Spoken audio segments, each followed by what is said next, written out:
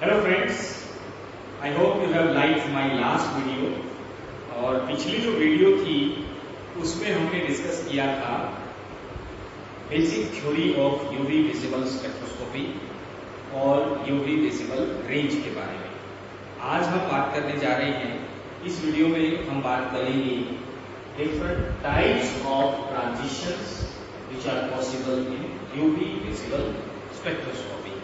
तो अगर हम बात करें किसी मॉलिक्यूल में कितने तरह के बॉन्ड्स प्रेजेंट हो सकते हैं, तो वो होंगे आपके सिग्मा और पाई। तो सिग्मा और पाई हो गए आपके बॉन्डिंग, और इनके जो एंटी बॉन्डिंग है सिग्मा स्टार और पाई एंटी बॉन्डिंग, सिग्मा स्टार और पाई स्टार। और इसके अलावा नॉन बॉन्डिंग इलेक्ट्रॉन्स भी मॉलिक्यूल्स में प्रेजेंट होते हैं। तो इस हिसाब से the molecule can have the total energy levels in the form of sigma, pi, then you have non-bonding, pi anti-bonding, और सबसे हाई एनर्जी का, सबसे ज्यादा एनर्जी का होता है सिग्मा एंटी-बॉन्डिंग। तो अगर हम देखें डिफरेंट पॉसिबल ट्रांजिशंस के बारे में, तो ट्रांजिशन हो सकती है सिग्मा से सिग्मा स्टार में, पाई से पाई स्टार में, n to pi star, n to sigma star, ये चार। इसके अलावा वो क्या है, सिग्मा टू पाई स्टार और पाई टू सिग्मा स्टार। तो हम देख पा रहे हैं कि यहाँ पर टोटल 6 तरह की ट्रांजिशन पॉसिबल है। तो यानी इसको मैं नंबर 1 कर दूं, पाई टू पाई स्टार को number 2, n to pi sigma star को number 3, n to pi star को 5, 4, पाई टू सिग्मा स्टार 5, और छठी मैंने दे दी सिग्मा टू पाई स्टार। लेकिन there are certain restrictions, these are possible transition. ये क्या है, पॉसिबल ट्रांजिशन है, जरूरी नहीं है कि ये सारी की सारी हो। So there are certain restrictions, जिनको हम क्या बोलते हैं, सिलेक्शन रूल्स बोलते हैं, सिलेक्शन रूल्स। तो सिलेक्शन रूल्स के हिसाब से सिलेक्शन रूल क्या है कि वो ट्रांजिशन जिसमें इलेक्ट्रॉन की जो स्पिन क्वांटम नंबर है वो अगर चेंज हो जाए, that transition will be termed as the forbidden transition. Means the probability of that transition is less. कौन सी, जिसमें वो ट्रांजिशन जिसमें इलेक्ट्रॉन के एक्साइटेशन के साथ स्पिन क्वांटम नंबर भी चेंज हो जाए, यानी कि स्पिन भी चेंज हो जाए, उसको हम कहेंगे फॉरबिडन ट्रांजिशन। तो सिलेक्शन रूल पहला, तो सिलेक्शन रूल क्या है, those transitions in which the electron after excitation gets the change spin quantum number, तो वो कहलाएगी आपकी फॉरबिडन ट्रांजिशन। क्या कहेंगे हम, फॉरबिडन ट्रांजिशन। कौन सी ट्रांजिशन होगी फॉरबिडन ट्रांजिशन, जिसमें spin quantum number of electron changes, यानी कि वो ट्रांजिशंस फॉरबिडन है, they are not allowed transition. तो कौन सी अलाउड होगी फिर, अगर ये अलाउड नहीं है जिसमें electron spin quantum number of electron change हो रहा है, और कौन सा इलेक्ट्रॉन है, the electron which is excited, जो एक्साइटेशन, जिस इलेक्ट्रॉन का एक्साइटेशन हो रहा है उसमें एक्साइटेशन के बाद स्पिन क्वांटम नंबर चेंज नहीं होना चाहिए, स्पिन चेंज नहीं होनी चाहिए। तो ऐसी क्या हुई, यानी कि जो स्पिन प्रॉपर्टी है या इलेक्ट्रॉनिक प्रॉपर्टी है, दैट शुड नॉट चेंज। तो ये आपने देखा था, ये sigma to sigma, the spin properties और the electronic properties remain same in sigma to sigma star. So sigma to sigma star is allowed as per this rule, और दूसरा pi to pi star. What is not allowed? Sigma to pi star, because the spin properties get changes, or we can say electronic property is going to change. Similarly, in case of pi to sigma star, n to pi star and n to sigma star. So, according to this selection rule, कौन सी transition forbidden transition बन गई, sigma to pi star, pi to sigma star, n to pi star और n to sigma star. So these transitions are forbidden transition. But forbidden, when we are saying forbidden, it doesn't mean that these transitions are not taking place. Forbidden का मतलब ये नहीं है कि ये transition नहीं हो रही. तो इसके अलावा ये दो ट्रांजिशंस और हम इंक्लूड करते हैं. So what is the other selection rule? The other selection rule is energy selection rule. Yeah, energy forbidden transition. So energy forbidden transition हम किसको बोल रहे हैं? ये हमने पहला सिलेक्शन रूल पढ़ा था, स्पिन सिलेक्शन रूल. यानी कि जो स्पिन क्वांटम नंबर है that should not change during the excitation of electron. And what is second? The second one is the if I talk about this sigma 2 pi star, you can say this transition requires high energy. इस transition पे high energy की जरूरत है. जबकि मैं पाई to sigma star की बात करूं, again this transition require pi to sigma star. This transition also require high energy, right? तो इसका मतलब क्या है? ये जो दो ट्रांजिशन है, एक तो स्पिन सिलेक्शन रूल के हिसाब से पहले ही क्या हो गई थी? फॉरबिडन हो गई, not allowed. And due to high energy, as these transitions require high energy, they again are not allowed due to the this energy selection rule, means energy forbidden transition we can say. But what about these? These transitions are energy allowed transition. Why energy allowed transition? Because these transitions require lesser energy for the excitation. अगर हम देखें, the electron get easily excited from n to pi star because the energy gap is less, and similarly this is also a low energy gap. So इसका मतलब क्या हुआ कि total हमारे पास चार ट्रांजिशन बनी. Number 1 sigma to sigma star, pi to pi star. Number 3 n to pi star और n to sigma star. These transitions are allowed due to the spin selection rule. These transitions are allowed due to the energy selection rule. These are energy allowed transitions. I hope this discussion is clear to you. So इसका मतलब क्या हुआ? Number 5 is not possible, number 6 is not possible. तो अब हम बात करेंगे इन चार, we have total 4 types of transitions. What are those 4 types of transition? Sigma to sigma star, n to sigma star, pi to pi star, n to pi star. मैंने diagram में थोड़ा सा चेंज कर दिया. मैंने इसी ऑर्डर में इनको नंबरिंग कर ली है. First one is sigma to sigma star, this one sigma to sigma star, second one is n to sigma star, third one is pi to pi star, and fourth one is n to pi star.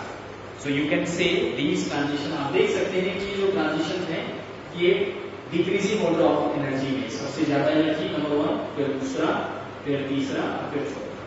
आप देख पा रहे होंगे किस order में हमने इनको लिखा है. तो कैसे what will be the definition of the sigma to sigma star transition? हम कह सकते हैं in this type of transition the electron get excited from sigma bonding to sigma star molecular orbital, या फिर sigma bonding to sigma anti bonding molecular orbital.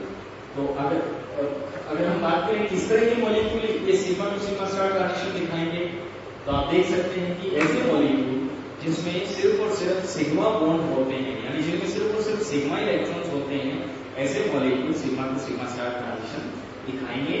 और ऐसे molecules में है एल्केन, साइक्लोएल्केन. अब आप देख सकते हैं इनके सिर्फ और सिर्फ sigma electrons, alkene and cycloalkane, right?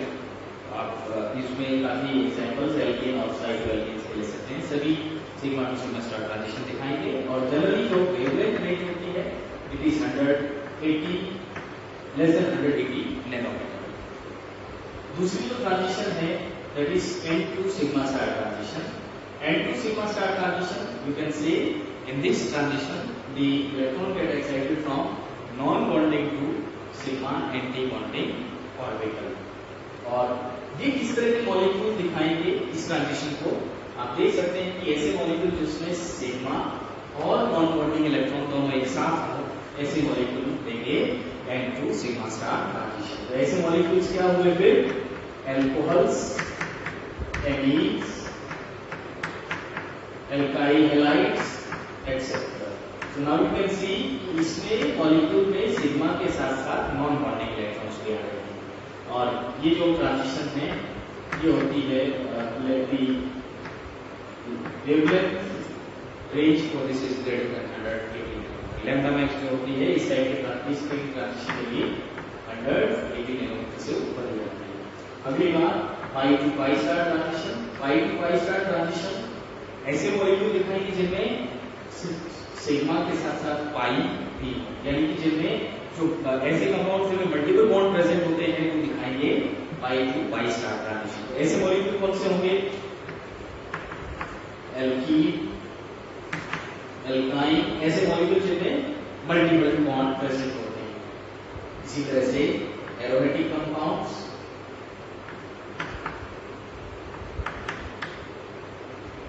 और बात कर लेते हैं लैम्डा मैक्स की। तो लैम्डा मैक्स जो है इनकी रहती है ग्रेटर देन 180 नैनोमीटर और 220 नैनोमीटर तक, 180 से 220 नैनोमीटर के बीच में। But these values are approximate values, there may be some difference, vary with the literature to literature, थोड़ा बहुत डिफरेंस इसमें हो सकता है। लास्ट ट्रांजिशन N2 पाई स्टार ट्रांजिशन। N2 पाई स्टार ट्रांजिशन आप देख सकते हैं कितने होंगी जिनमें नॉन बॉन्डिंग और पाई इलेक्ट्रॉन्स हो। नॉन बॉन्डिंग और पाई इलेक्ट्रॉन्स क्या बोलेंगे इस ट्रांजिशन को? The type of transition in which the electron get excited from non bonding to pi anti bonding orbital. और किस तरह की मॉलिक्यूल ये ट्रांजिशन दिखाएंगे जिसमें नॉन बॉन्डिंग और पाई इलेक्ट्रॉन एक साथ पाई बॉन्ड हो। तो ऐसे मॉलिक्यूल जैसे कि कार्बोनेट डबल बॉन्ड भी है और एंटी नॉन बॉन्डिंग इलेक्ट्रॉन्स भी है। ऐसे ही कार्बोनिल के जितने भी डेरिवेटिव्स है, aldehyde, ketone, carboxylic acid, asters, anhydride और बाकी एसिड के डेरिवेटिव, ये सब क्या दिखाएंगे? N2 पाई स्टार ट्रांजिशन।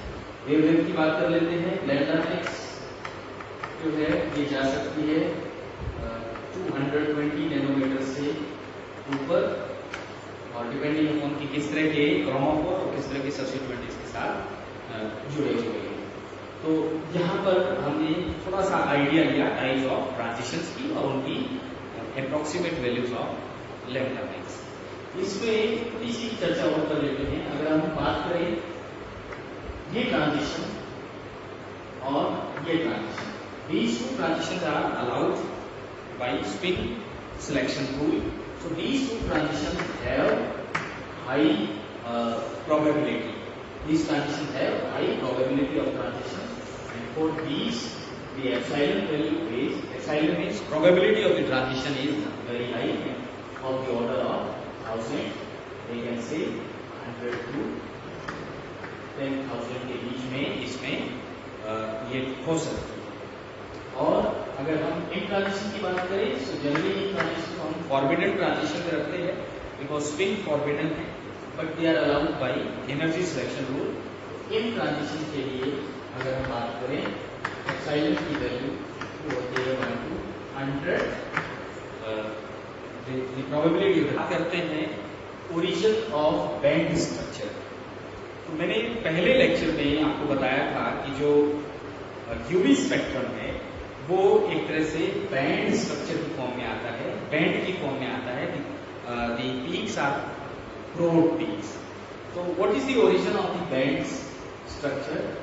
और अगर हम बात करें कि यूवी विजुअल स्पेक्ट्रम देखने में कैसा होगा, तो मैंने उस दिन भी आपसे चर्चा की थी। The UV visual spectrum can be like this. So in this you can see you have 3 peaks. You can identify 3 peaks in this spectrum. Number 1, number 2, number 3. So we can say there are 3 types of transition can take place in the molecule. तो एक example की जैसे हम बात करें, ये example, this is ketone molecule, aceton molecule, तो acetone में अगर हम बात करें पाई बॉन्ड भी है, डबल बॉन्ड है, मल्टीपल बॉन्ड है, तो pi to pi star transition, pi to pi star transition. और अगर हम देखें नॉन कॉन्टिन्यूटी है, इसका मतलब this molecule can also give the n to pi star transition. ये pi to pi star transition और एन टू पाई स्टार दोनों तरह की ट्रांजिशन ये मॉलिक्यूल दिखा सकता है। और इसके अलावा सिग्मा टू सिग्मा स्टार भी पॉसिबल है। और अगर हम इसको, हमने बताया कि sigma to sigma star is less than 180 nanometre, तो हम अगर क्या करते हैं इसको जनरली हम स्टार्ट करते हैं 200 नैनोमीटर से। तो 200 नैनोमीटर का मतलब हम इसको स्किप कर जाएंगे। तो इसी तरह से व्हाट दिस स्पेक्ट्रम इंडिकेट्स, इस तरह क्या होता है लैम्डा यानी वेवलेंथ, और इस तरफ होती है एब्जॉर्बेंस। ये आपको मैंने उस दिन लेक्चर में, पिछले लेक्चर में भी बताया था। तो अब इसमें अगर हम देखें दैट मीन दिस मॉलिक्यूल जिसका भी ये यूवी स्पेक्ट्रम है, उस मॉलिक्यूल में 3 तरह की ट्रांजिशंस पॉसिबल है, राइट। सो अब इसमें देखिए 1 2 3 इसमें क्या है, पीक्स है एट 3 डिफरेंट वेवलेंथ्स। तो एक टर्म आती है इसमें लैम्डा मैक्स, एक टर्म हम यूज करते हैं lambda max. So what is lambda max? One can get confuse yourself कि लैम्डा मैक्स का मतलब ये हुआ कि वो वेवलेंथ मींस वो वाली पीक जिसकी वेवलेंथ मैक्सिमम होती है। तो जैसे सपोज करें ये है 480 पे, ये 380 पे, और ये है 240 something. Idea, just rough idea लिया। तो डोंट कंफ्यूज योरसेल्फ कि जो लैम्डा मैक्स है इट इज दी वेवलेंथ और maximum wavelength. No, lambda max is the wavelength corresponds to maximum absorbance.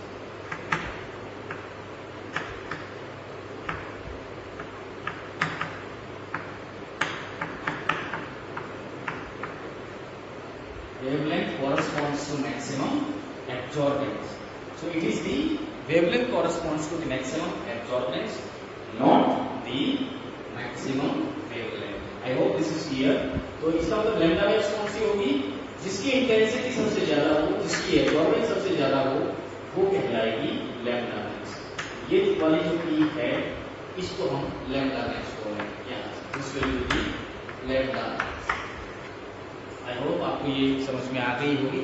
तो हमारा जो टॉपिक था ओरिजिन ऑफ बैंड स्ट्रक्चर, कैसे बैंड स्ट्रक्चर आते हैं, एक हल्का सा आइडिया हमने पहले लेक्चर में यानी कि जो लास्ट लेक्चर था उसमें दिया था कि क्यों इसमें बैंड स्ट्रक्चर आते हैं, शार्प लाइन क्यों नहीं आती। तो अगर हम बात करें एटम्स की, एटम्स का जो यूवी एब्जॉर्प्शन स्पेक्ट्रम है, अगर हम बात करें UV absorption spectrum of atom, तो उसमें शार्प लाइन आती है। In case of atom you will observe the sharp lines in the UV absorption spectrum, but molecule के केस में क्योंकि एटम्स में जो एनर्जी लेवल्स है वो क्या होते हैं, वेल डिफाइंड होते हैं। The energy level of the atoms are well defined, तो इस वजह से क्या आते हैं इसमें शार्प लाइंस ऑब्जर्व होती है। लेकिन अगर हम बात करें मॉलिक्यूल्स की, तो मॉलिक्यूल्स में there are several energy levels, जो कि हमने फर्स्ट लेक्चर में भी डिस्कस किया था कि इलेक्ट्रॉनिक एनर्जी लेवल के साथ साथ वाइब्रेशनल एनर्जी लेवल, और वाइब्रेशनल के अंदर होते हैं रोटेशनल एनर्जी लेवल्स। ये ऑलरेडी हम इसके बारे में काफी कुछ पढ़ चुके हैं कि this is the electronic energy level, ये हो गए छोटे छोटे इसके वाइब्रेशनल एनर्जी लेवल्स, और इन वाइब्रेशनल में छोटे छोटे रोटेशनल एनर्जी लेवल्स। और ये जो एनर्जी लेवल्स हैं ये क्या होते हैं, क्लोजली स्पेस्ड होते हैं। These energy levels are closely spaced.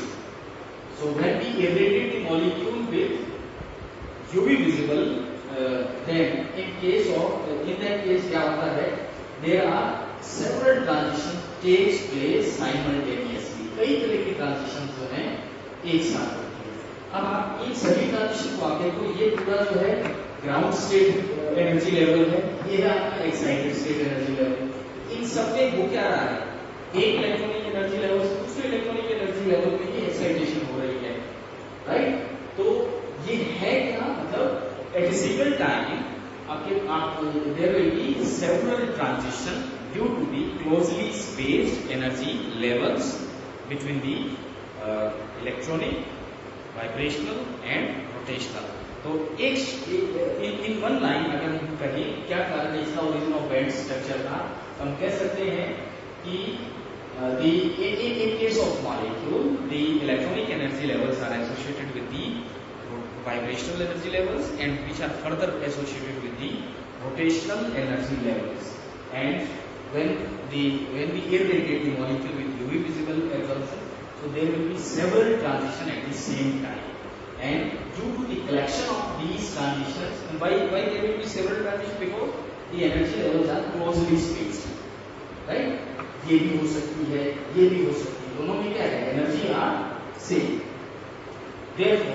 अब हम थोड़ा सा आइडिया ले लेते हैं डेजिग्नेशन ऑफ यूवी बैंड। इससे पहले हमने बात की थी कि what is the origin of band, और अब हम बात कर लेते हैं कि उन बैंड्स को हम कैसे डेजिग्नेट करते हैं। और सबसे पहले जो है that is R band. R band जो है इसको दिया गया है जर्मन वर्ड रेडिकल आर्टिक से, radical artic, I can spell out RADICALARTIC. This is the German word, and this R band is generally originated due to N2 pi star transition. So if I ask you कि किस तरह के molecules N2 pi star transition बताते हैं, दिखाते हैं, तो आप कहेंगे कि कार्बोनिल, ये हमने इससे पहले वाले में बताया था कि कार्बोनिल कंपाउंड है उसमें बोथ नॉन बॉन्डिंग और पाई बॉन्ड प्रेजेंट होते हैं, इस वजह से they will show N2 pi star transition.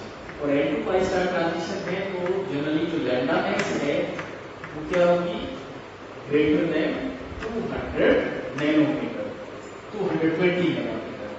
और क्योंकि N2 pi star ट्रांजिशन है तो जो इसकी एप्साइलन मैक्स है, probability of transition is less and that is less than 100, right.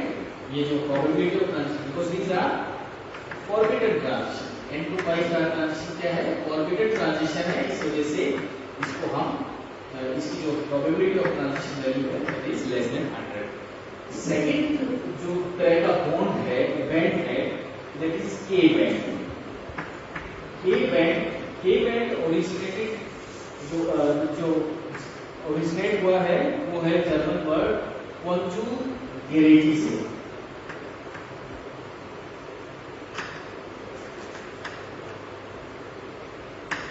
Conjugating, that means conjugation. So what kind of molecule will show this K band? जिनमें means what kind of transition is this band is originated due to the pi to pi star transition. और pi to pi star transition कितने होती है, alkene, alkyne, aromatic compounds, यानी जिसमें pi electrons होते हैं। और जनरली इसके लिए जो लैम्डा मैक्स है that is greater than 180 nanometre और 250 नैनोमीटर तक हम जनरली इसको लिख सकते हैं। तीसरी तरह का जो बैंड होता है वो है बी बैंड, जिसको हम बेंजेनॉइड बोलते हैं, बेंजेनॉइड। और एक और होता है इसके साथ चौथा वाला, एक ही जैसे होते हैं, इसको हम बोलते हैं इथाइल लेविक बैंड। तो आप नाम से देख पा रहे होंगे, समझ पा रहे होंगे how these bands will be originated. Benzenoid means these bands are originated from the aromatic system, aromatic and heteroaromatic